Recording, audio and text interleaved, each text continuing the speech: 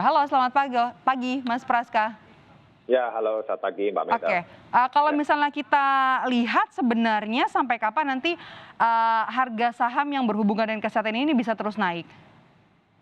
ya kalau kita lihat memang sepanjang sepekan kemarin ya sejak apa namanya publikasi bahwa obat ivermectin ya Mhm, apa namanya dikatakan dapat digunakan sebagai salah satu obat terapi ya untuk penyembuhan COVID seperti itu ini membuat saham-saham di sektor farmasi ya terutama di subsektor di sektor kesehatan tapi subsektor farmasi dan riset kesehatan ini melonjak signifikan terutama saham Inaf dan KF yang naik lebih dari 15% ya bahkan saham Inaf ini dalam satu minggu terakhir naik 27% seperti itu tapi tak hanya pada saham yang di subsektor farmasi tapi juga jasa layanan kesehatan seperti rumah sakit dan juga yang mhm. peralatan kesehatan seperti jarum suntik ya seperti saham IRA kemudian saham SRAJ dan HIL itu naik di atas 10% dalam satu minggu terakhir.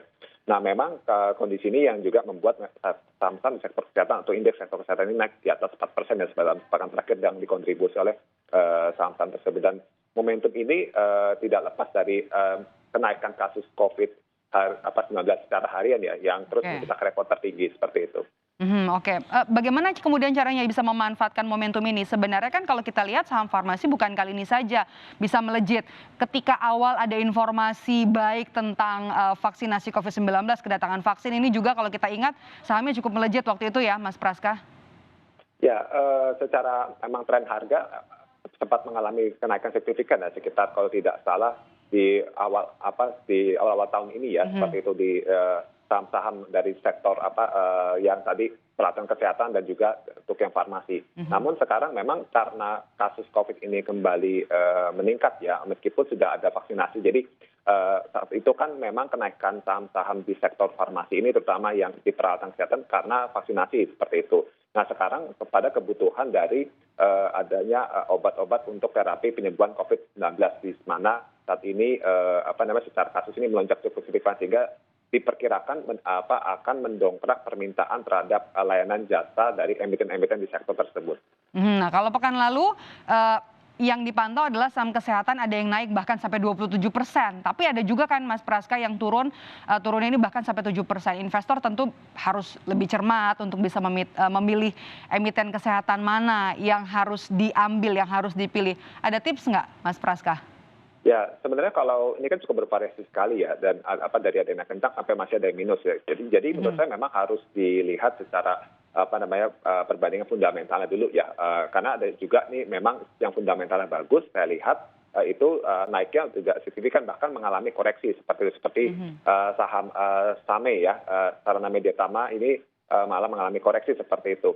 Nah, jadi saya sih melihat sebenarnya kita sebagai investor memperhatikan dulu fundamentalnya yang konsisten mencatat pertumbuhan kinerja bagus ya di tengah pandemi ini ya kan bahkan kalau kita lihat mungkin track record 3 tahun terakhir seperti apa kemudian juga lihat tren harganya karena suka tidak suka di tengah harga yang sudah melonjak tinggi dikhawatirkan potensi terjadi profit taking apalagi kalau kita lihat di sini lebih kepada euforia jangka pendek seperti itu. Euforia jangka pendek ya. Kalau, dilihat-lihat kan ada emiten kesehatan yang, harganya terbilang rendah tapi PE-nya cukup tinggi. Ada juga yang sebaliknya. Mana yang harus jadi pertimbangan investor, Mas Praska? Ya ini yang memang sangat menarik sih untuk Mhm, diperhatikan bahwa price earning ratio di sini di sektor kesehatan tampaknya tidak terlalu disinggung ya karena mhm, sudah lihat kepada momentum seperti itu. Karena momentum permintaan terhadap pelayanan kesehatan itu akan besar ya di tengah kasus yang kembali naik sehingga price earning ratio bahkan yang ada yang minus itu pun juga masih mencatatkan kenaikan yang cukup signifikan dalam satu pekan terakhir. Nah bahkan tapi untuk price earning ratio yang di bawah 10 kali ya ini seperti PSPC ya di sini Temposcan ini malah masih kinerjanya minus ya sepanjang satu pekan terakhir meskipun secara valuasi masih murah. Jadi ya menurut saya investor benar-benar yang paling kunci utama adalah melihat perusahaan mana yang secara fundamental ini profitabilitasnya yang paling besar ya margin profitnya serta mhm. secara tren teknikal itu mungkin karena ini kita melihat momentum ya di tengah kebutuhan yang masih dalam jangka pendek menengah masih besar untuk layanan kesehatan tersebut, maka dicari yang tren teknikalnya belum terlalu naik signifikan seperti itu.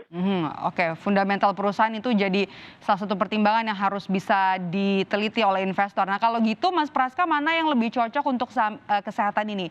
Jangka pendek atau jangka panjang? Kalau saya membagi dua ya, jadi untuk yang layanan farmasi ini yang riset ya, jadi obat-obatan itu lebih kepada momentum ya, jangka pendek menengah. Jadi karena kita lihat kepada kebutuhan yang dibutuhkan saat ini ya, jenis obat yang dihasilkan dan sebagainya ya kan, serta melihat juga portofolio dari produk perusahaan seperti itu, contoh seperti kayak Kalbe Farma ya kan, atau mungkin Indofarma ini kita lihat bagaimana momentum terhadap kebutuhan dari produk-produk mereka itu mungkin juga perlu diperhatikan.